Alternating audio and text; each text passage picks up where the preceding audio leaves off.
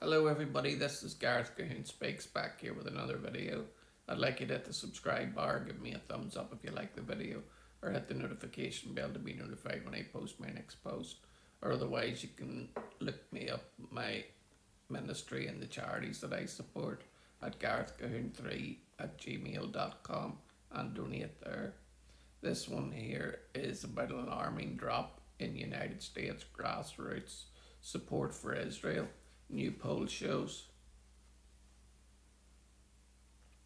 grassroots support for Israel in the United States is declining significantly, according to a poll published on Tuesday by The Economist and YouGov, with nearly half of respondents saying Prime Minister Bibi Netanyahu should be arrested while visiting the country, and roughly half believing he is guilty of war crimes in a war against Hamas in Gaza.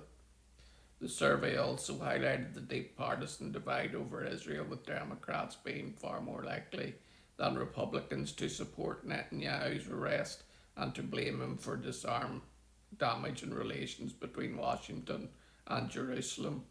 The findings come as broader polling shows American attitudes towards Israel have become increasingly negative in recent years. 49% of those surveyed said Netanyahu should be arrested while in the United States based on the warrant issued by the International Criminal Court in The Hague. Another 27% said he should not be arrested, while 23% were unsure. When respondents were asked whether they believed Netanyahu was guilty of war crimes in the prosecution of the war against Hamas in Gaza, around half said they believed he was, although analysts were quick to point out that the way a question is phrased in polls can make a big difference to how people respond. While Netanyahu was visiting Washington this week, the poll asked respondents about his planned September trip to New York City for the UN General Assembly. New York City Mayor Moron Zamboni, or Zoran Mandani is his name, made criticism of Israel and promised to arrest Netanyahu if he came to New York, a central part of his election campaign.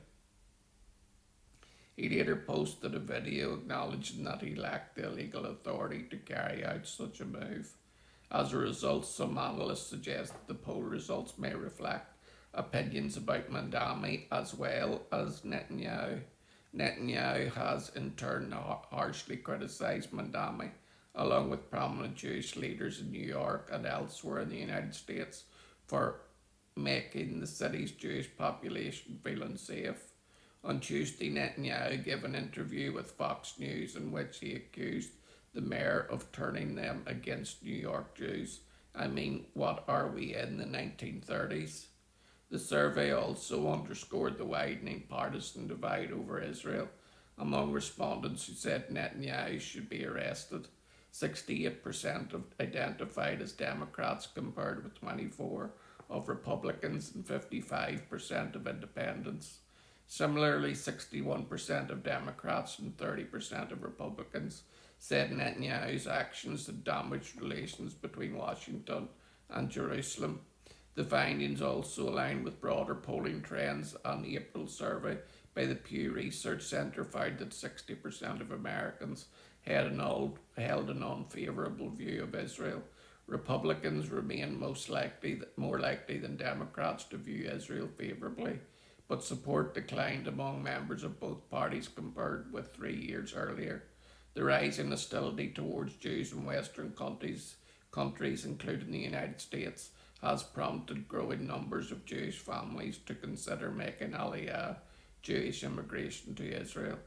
At the conclusion of the 2025 calendar year, Rabbi Yehoshua Fass, executive director of Nefesh B'Nefesh, an organisation that helps American and Canadian Jews make Aliyah, declared that as we conclude this year, we are particularly encouraged to have reached a milestone of nearly 4,200 Olim immigrants from North America.